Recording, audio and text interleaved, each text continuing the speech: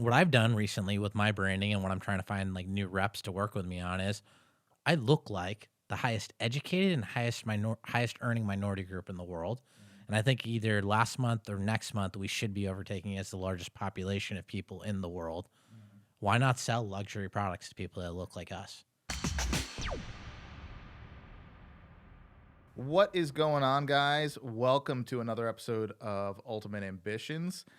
I'm here with Ashwin Jacobs today, and there is going to be quite a few gems and quite a few laughs, I'm sure, because this is already one of the funniest guys I've met. I've been here in LA for a minute now, and so we're going to get into a lot of things with Ashwin, not only from a comedy standpoint, from a business standpoint, and how you got to where you are, but thanks for being here. It's great to have you. Thank you for having me in this beautiful studio. Yeah, and we were talking a little bit earlier about how with Indian culture, you kind of have to, when, Ashwin, Suresh, but you actually said something that really resonated. There's a lot of instances where I don't give the name Suresh because I know people are going to screw it up. And one of those places is always Starbucks.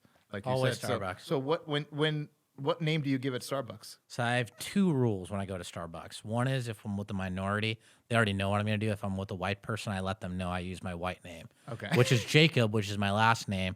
Or if I feel like being funny, I change my name on the Starbucks app to Indian not feather. And then they feel like uncomfortable saying that, so it's kind of a fun game. Oh man. So let me tell you, how did you end up in where did you grow up originally? I grew up in Framingham, Massachusetts, in Boston, one of the most racist places in America. How was that? Desegregation happened after 1965 officially, but Boston public schools desegregated close to like the late 80s and the 90s. That's the reason, Mark Wahlberg was one of the few actors that got a pass after the BLM movement.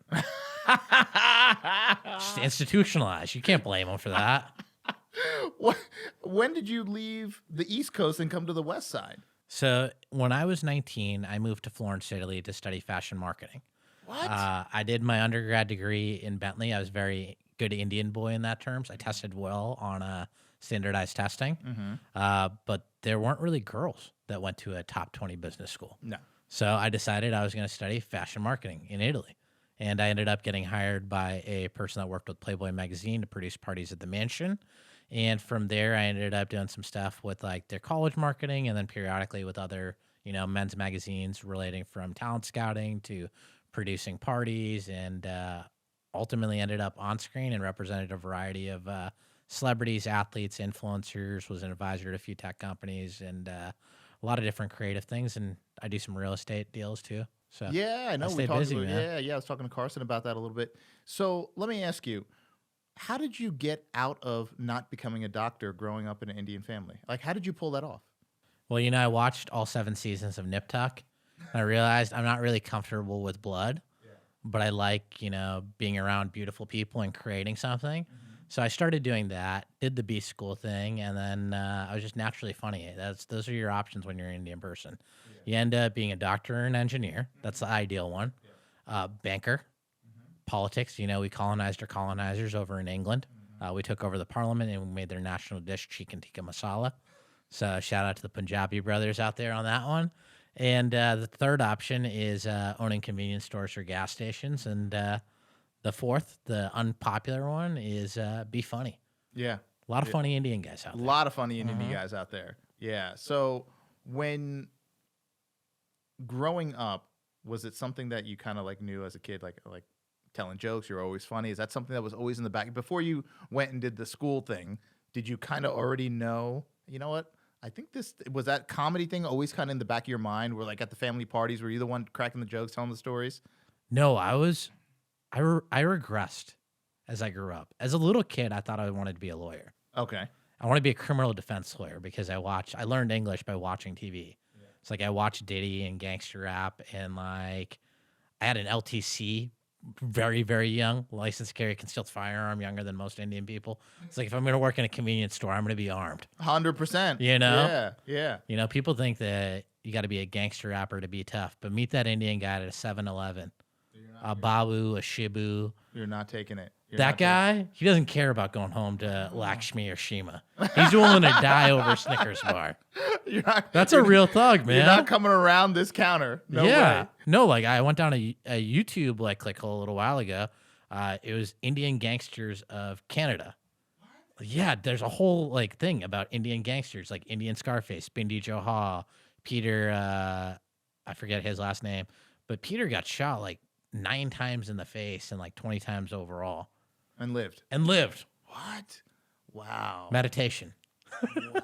But no, basically what happened was I went to business school, always wanted to be in entertainment, was always told as an Indian person, I wouldn't make it on screen. I'm not going to attract the right audience.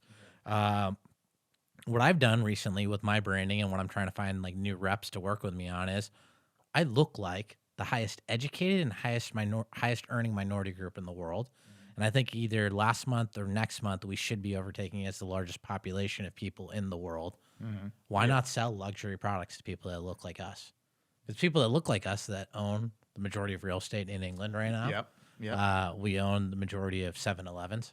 I don't know if that's factually accurate, but I feel like we do. That's something that people assume anyway, so you can people assume anyway. Yeah. And, we run Google and MasterCard. So, we already are taking over. So you might as well get some of the brand dollars with a brown face on screen. Now, we saw a little bit of an entree of some, Bollywood crossing over into Hollywood. We saw some actors and actresses, more actresses. What do you think has triggered that? Was it just because the unique look? Like you see someone like a Priyanka Chopra. She has this beautiful, unique look. What do you think has let that bleed over happen? I mean, we have one of the largest film markets in the world. Yeah. I think that's a big part of it. I think for the fact it's still really underrepresented. We play very stereotypical type roles. We usually don't have a romantic interest, but there are a billion of us. Yeah. And our people wrote the Kama Sutra. That most people don't know, but that's the truth. How many first cousins do you have? Unknown. I have over 20 that I know about. I probably at least 12, maybe 14. Yeah. Indian people are out there, bro. Yeah. The original agents were Indian parents trying to set people up for marriage. It's like, my son's a honey wheatish brown. And they're like, are you sure it's honey wheatish? It looks like oak wheatish. No. And then, that's where it starts off with. What's secure your degree? That dowry. Yep. Yeah, secure the dowry, secure the job title. And I think that's part of what made me really aspirational. Like, people are like, how do you work so much? I'm like, I don't really sleep that much. Yeah. I work harder because I had to work 5 times as hard to get half as much. That's what I realized. Yeah. I was like, I'm not going to fit in. When I did stuff in music and I did stuff in events, I don't look like I belong at the club that I'm at. Yeah. They're not going to let me in because I'm an Indian guy. Yeah. I don't look black and I don't look Latino, so I don't fit in that scene officially. Yeah. Even though I come from that environment and I know how to belong in that environment, and it's my party. It's my name on the logo. It's incredible. And you deal with that. I've gone to restaurants that my friends have owned, and their door guy will tell me that my friend's not even at that restaurant. Kidding. And that will happen. It still happens to this day. And I think oftentimes I was overlooked and I was put down. So I said, if the worst case and what's expected of me is failure, why not go out there and just try? Yeah. Because I can keep playing that game. I'll keep pulling cards. Yeah. And eventually I'll get a little bit lucky. Yeah. And then from there I can get a referral or I can get a real testimonial. Like when I made that transition recently, which was I was just exclusively doing comedy and I was doing exclusively on-screen work and brand consulting to doing some real estate work as well, it was, I'm Indian. I know that ultimately you want to own properties. Yeah. You want to have real money. A lot of the bigger celebrities that I worked with, they own decent real estate assets. Yeah. So I was like, this can also help me bring value to the people I work with because I can identify better deals for them. It'll give me access to, being able to be a value provider and then get towards what I actually enjoy doing as well. Yeah. And I found out that I really do love the real estate game where I figure out what is the true value of this house? How do you come in right? How do you position your client for success? And then what are the emotional triggers that allow a person to feel confident in that decision and then also win in that decision? So you got to create a win-win because nobody wants to get the bad side of that deal. Right. No one wants to feel they don't. No one wants to feel like they walked away where the other party did better and they're kind of compromising or they're settling.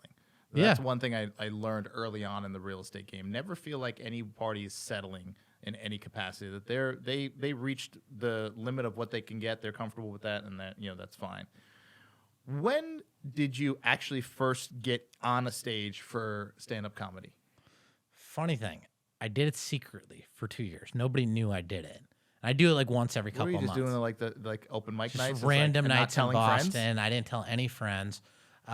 Even my first show that I did in LA, I wasn't planning on performing. It was the list was Eliza Schlesinger. They had Jamie Kennedy. They had who do they have? Kato Kalin, OJ's old roommate. He was also on that show. Wow. I think Tom Arnold was also on that show as well, and Jonathan Kite. And somebody fell off. They needed somebody that could do 10 minutes. I haven't performed at this point in 3 years. Not done stand-up in 3 years. Middle of pandemic, people are in cars outside the Hollywood Roosevelt. And I got on stage. Kato announced me. I had a good set. And then it was just go, go, go from there. I started off as a feature comic, doing 10 minutes of stage time in some of these big, like, iconic comedy venues like the Improv, the Hollywood Roosevelt, Ha-Ha's, Flappers. And I was on some of these shows with some of these iconic comics. And it was a beautiful experience. Like people that I grew up watching on TV, I'd perform alongside on stage with. And right before Bob Saget passed away, I worked with designer's team on the music video, which was one of the last projects that Bob Saget filmed. Because 3 or 4 weeks later, he ended up passing away. Yeah. We shot that with Bob Saget, Jay Farrell from Saturday Night Live, Kendra Sunderland, the adult star. We had Snoop Dogg in that music video. And Woo Kid was in that music video. And, like, I helped come up with, like, using some of the cars from my exotic rental business. We used a cake that I picked up that morning. And a lot of different, like, creative direction. Like, I got a friend of mine that was on the show Euphoria to hop in that music video. And it's really just about creating impact in everything that I do. Because if you can create impact and you can be that person that solves people's problems, they'll always think about referring you for stuff. Yeah. So, like, with real estate, my business for the bulk is referrals. Okay, so you don't do any kind of advertising for that? It's my Instagram. I have my personal Instagram that I've Yeah. used. I'm on the website for Christie's and AKG, and they're both, like, amazing platforms, and they provide a lot of great resources. But, like, I'm still building my reputation that. And for me, it's I can say that I'm great, and I can say that the company I work with is great. But the thing that makes me great is I will show somebody a property at 10 p.m. or 11 p.m. with zero notice. I will stay late. I will deal with whatever that weird problem is. I'll answer that call at weird hours of the day. Yeah. And that's how you really get people to buy into you, because when you're dealing with a Class A client or somebody that needs that white glove service or somebody that's operating at that price point, you need to be 100% available for them. Yeah, yeah. And they appreciate it, and they'll tell their friends of what you did for them. So when you got into, let me say, the real estate game, did you start out like just kind of like, small before you built up? Like, how did you build your network in that? Because, a lot of people, they're looking at going into business. Real estate, of course, is something big that I talk about. People know about my commercial real estate. But everyone's journey is different. How did you get your feet wet into that? And then, of course, networking is not easy. So how did you Brutal. Yeah, I mean, how did being you a real estate agent in 2023, nobody wants your phone call. It's like being a life insurance salesman. Right. Right. So like how did you navigate that? So for me, funny enough, I took my licensing test. Again, this is where I have to thank my Indian parents for amazing genetics and standardized testing, for agreeing with the way that our brains work. I studied for 2.5 hours. I passed my license. Wow. So that was it. Like, it was, I looked at it. And I know people who failed it 3 times. Yeah, passed it, right? By the time I got my license, and this is how hard I work at things, how do you align the things that you're passionate about together? I love acting. I love being on screen. Mm-hmm. I love being an entertainer. I ended up booking commercials for Quicken Loans, Rocket Mortgage, and Refile.com. So the day after I got my license, I was on set filming ads for 3 large mortgage providers, which used my face to run advertisements against for real estate. That's insane. It took longer to end up at a brokerage that I wanted to be at. Yeah. 6 months later, I ended up like signing up with Christie's and AKG. They're one of the top real estate firms in the country. Yeah. Over $1 billion plus I think 1.6 or $1.9 billion in sales in 2022. 14 billion in career sales. Between Aaron and my direct partner did over, I think, 280 million last year.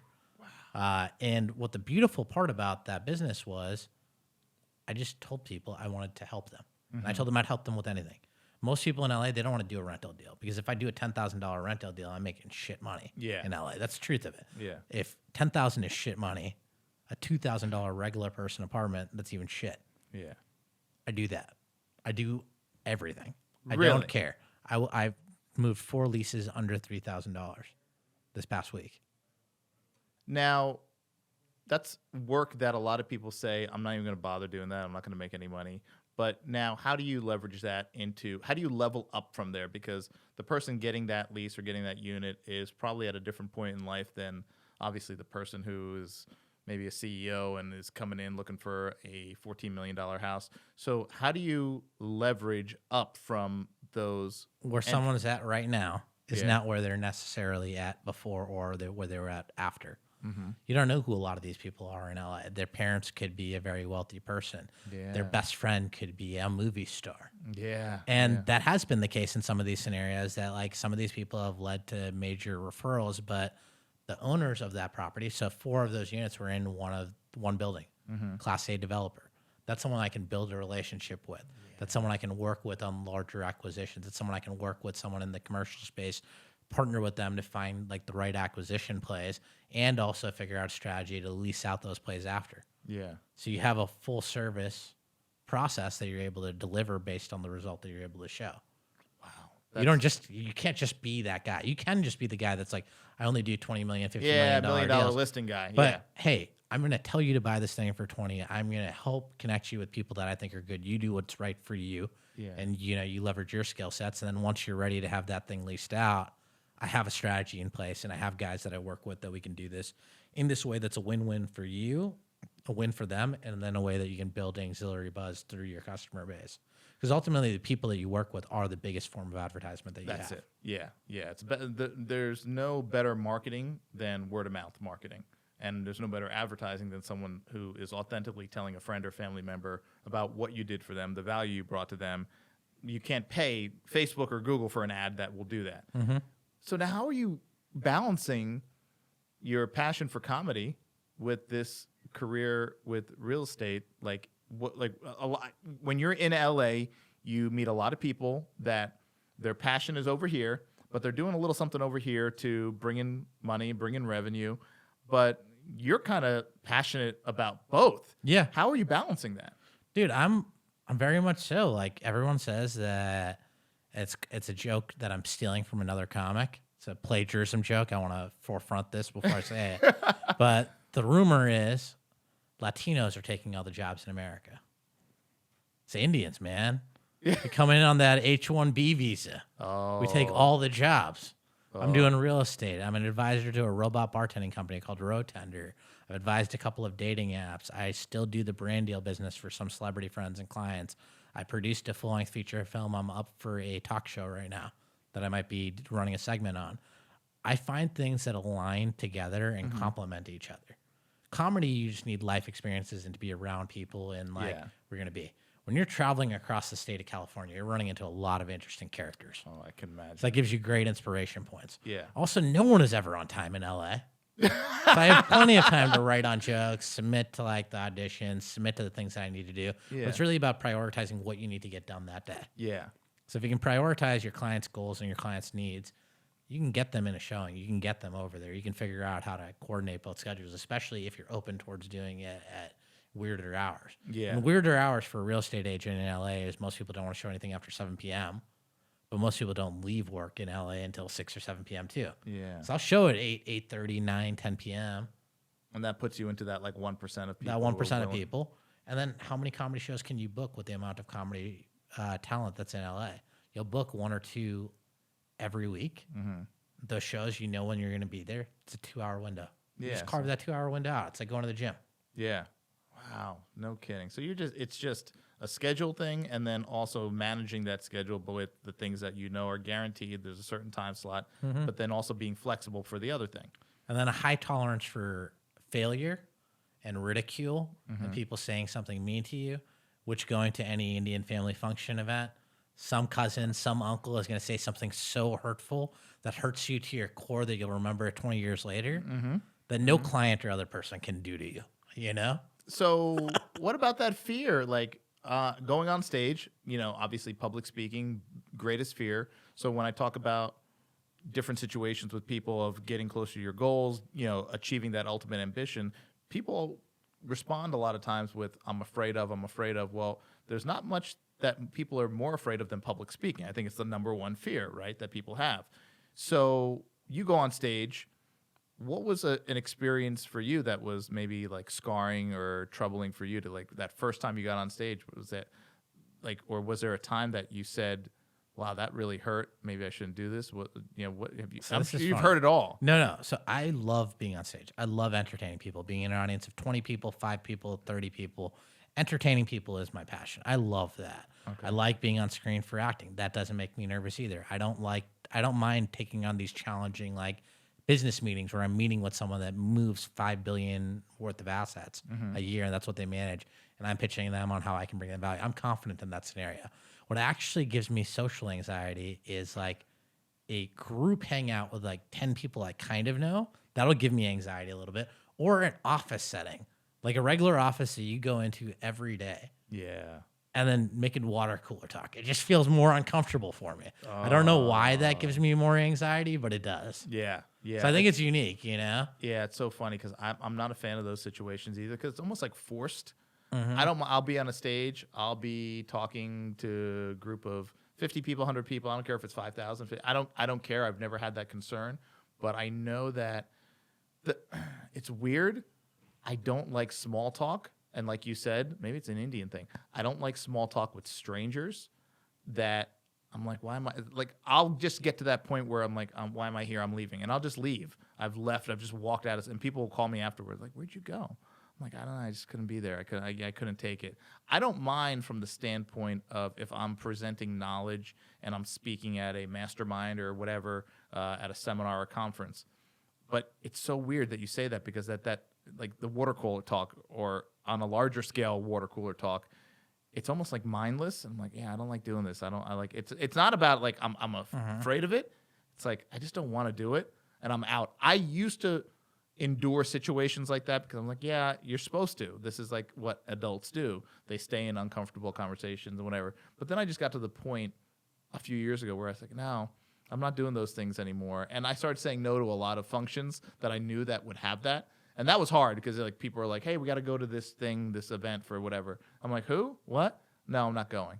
People are like, there's always going to be another event. Well, yeah, I'm like, no. Yeah, exactly. There's always going to be another one, especially here in LA, New York. Like, there's always going to be another one. So I got good at saying no to some of these things because I just knew that that's not the place, that's not the situation I wanted to be in. But from a networking standpoint, building the real estate game, do you bring on people? Are you like doing anything as far as building your own business? As like, do you have an aspiration to grow that? 100%. And build that out? So what's next? Like, what are you most excited about? For me, like, this is the big thing to your point that you said, which is a lot of these conversations are people waiting to ask for what they actually want. They're having a bullshit conversation. How's the weather? Did you deal with this thing? Was the hurricane bad? No, let's get to the meat of it. Like, what are you working on? What has you passionate right now? And what do you like doing? What can you give to other people? And what are you looking for, right? Right. It's like for me as a comic, I know I need to get other representation. I was a talent rep in the past. You need somebody. I'm an agent for people on real estate deals. Would I rather have someone negotiate my deal for me? Yes, because they can get a different level of transparency than the person that's involved. Yeah. So I want that for like what I'm doing in my entertainment career. Find a different set of reps to represent me for what I'm doing in acting, what I'm doing in comedy, what I do for voiceover and radio work, right? Yeah. How do I get myself more out there and how do I optimize my time? If someone's negotiating those deals, researching it and then figuring out how to market what I'm pitching with my brown excellence. That's my whole thing. Yeah. I think that what I pitch, no, it's not brown excellence, it's brown brilliance. For me, it's brown brilliance. Okay. I'm selling brown brilliance, which is we are the highest earning minority group in the world, the highest educated minority group in the world. Yeah. And we're about to be the most populous minority group. That's right. So why can't we be selling the Lamborghinis, the Ferraris, the mega mansions? Yeah. How do you build this sort of business? You need people that are going to go out there. So agents for that. For the real estate business, how do I expand into getting more clients? I don't tell all of my friends I'm looking for more clients. I'm willing to do a rental deal. I'm willing to do a buy deal. I'm willing to do a sell deal. Yeah. And I'll provide best-in-class service because the people I work with, even if you don't think, if you view me as just a guy that's just a comic or a tech consultant or a brand partnerships person, yeah, I'm not about making the most money for myself. I'm about working with people that are best of class. So if you have a specific deal that I have a business partner that is an expert on, one of my partners at Aaron Kerman Group is massive in architectural design. If you have an architectural design project, that'd be a person I'd bring in. That's for me to split out of the percentages. Okay. I'll take less money on a deal to bring in other people so you have a better experience and your property moves quicker. Or if you're trying to buy, I'm willing to work with someone that has a different set of expertise.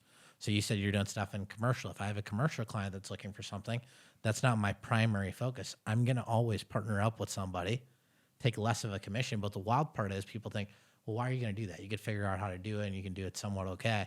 You work with people that are experts at what they do. And you bring them in on a deal. They're going to bring you in on other deals. Yeah. They're going to find other opportunities. I don't know who you're going to come into contact with in the next week that might be able to book me on a TV show or can buy a property from me or has a consulting project that I'm right for. Yeah. But if you focus on doing the right thing for the people that you work with, you do it better. And one thing that people don't understand about real estate is even when you're representing the buyer, your percentage generally is coming from the seller side. Yes, correct. That's the truth. Most people don't like to disclose that, but it comes from the seller side. It's already pre-negotiated. That's a set percentage. Yeah.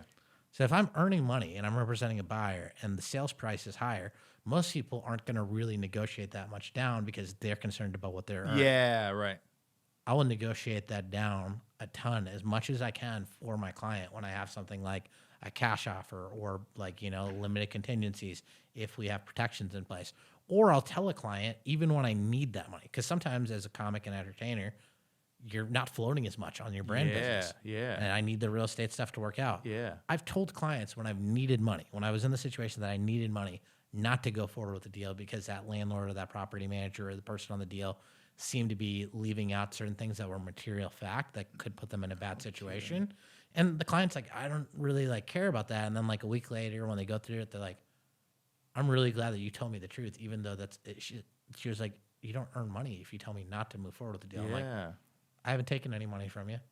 Yeah. I haven't asked you to pay for anything when I come in and look at these properties with you.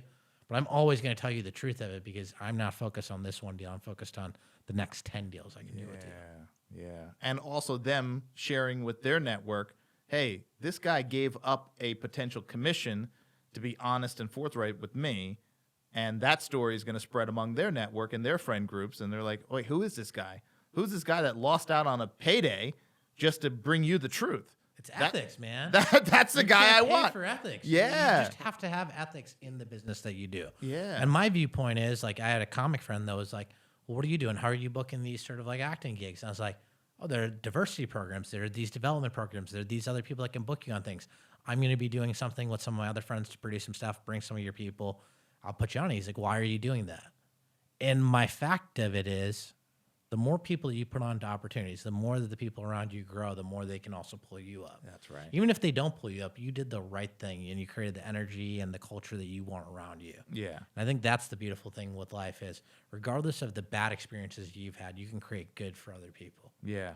And I've had a friend of mine, she was like, why are you always just nice to me, even though I'm not necessarily the best friend and you've helped me out with situations? And I was like, because that's who I am. Mm-hmm. I have no desired outcome out of this. There's not really much that you can do for me in that sense, but I want you to have a good enough experience that you start thinking differently and you start treating other people in your life that can't do something for you better. Yeah. And I think that's a beautiful thing with our lives is we control how we behave in each interaction. We control how we present ourselves. Yeah. It doesn't matter what anybody else thinks. You can change that perception through just sheer force of will. And that's what in my career, both in comedy, in entertainment, in technology, it's sheer force of will. Yeah. I'm not an Indian tech programmer. Yeah. I just know how to impact culture, how to get people on applications, how to get people to kind of connect. Yeah. And that has been the core of both of those businesses because with comedy, it's not about what I personally find funny.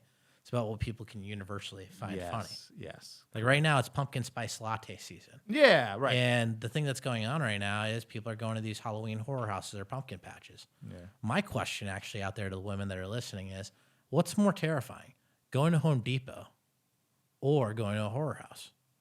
And I think you're going to get Home Depot, either for the creepy guys or, people approaching you or assuming that you don't know how to do it. Wait, I know some women that frequent Home Depot looking for a man. Yeah. They're like, hey, listen, I'm looking for a handy man. And if Saturday morning someone's there and they're like buying some stuff for a project, that's someone that I do know that. I've heard that direct from women. And I'm like, wow, that's pretty impressive. I never thought about that. Strategic. Yeah, it is See, strategic. you don't know what you're going to get. Yeah. Until you ask something that's a little bit more meaningful. So like, I'm not about like, how was your day or what do you do? It's like a weird question like that. What's more terrifying for you? Yeah. That's how you get to know somebody, really. Yeah. It's a more fun question to ask. And they have to be authentic about it because they got to stop and think. You're not going to have a pre-planned answer. How was your day? Good. Yeah. I'm doing okay. Yeah. Fine. Yeah. Everybody has a pre-planned thing and they're waiting for what they're going to say next. Yeah. Yeah. Ask them something like that Home Depot question. You're going to get a shocking answer. And you're going to learn something very true about them. You're going to learn something intimate about them. Yeah. That's awesome. Oh my goodness. Listen, before we go, I feel like we have like 9 other things we want to talk about because we haven't even touched on the Indian culture thing. Yeah. Just barely. So I'm definitely going to have to get you back on here. But before we go, where can everyone find you? I want to make sure that they can find you, follow your journey. And also for people in this area, where do you post when you're going to be performing? Things I like do. that? Yeah, you do. Yeah. Okay. So what's the best place? So I'd say my Instagram is the best place. It's ASHWINJACOB. My name is Ashwin Jacob. There's ashwinjacob.com and it's links to all of my socials. I'm very active on Instagram, and if anyone's looking to do any real estate or anything in comedy or the entertainment consulting of like cool people in LA, that's my business. That's what I do. It's amazing. I love connect it. interesting people and opportunities together. I love it. Yeah, I mean, you wear multiple hats, but you're passionate and you're all in wearing all those hats. And most people aren't like that. Most people are kind of about one, and the other things are kind of secondary. They do it to tertiary. float the boat. Yeah, but it's awesome to see that you're super passionate about both, and obviously making great progress in both. So I love it. So I know next time we get together, we're gonna have to now talk about some more of like the cultural, more of the comedy thing. And we talked about the business, and I want to get the goal setting out there. But next time we come back, I want to have you on. We're gonna go down that rabbit hole, which might be endless. I feel like that could be an interesting one. Thanks everyone for watching. Make sure you check out his socials, follow. You could hit his website, track all the different socials. If you're in the LA area, also make sure you're looking out for his shows. Thanks for watching. We'll see you next time.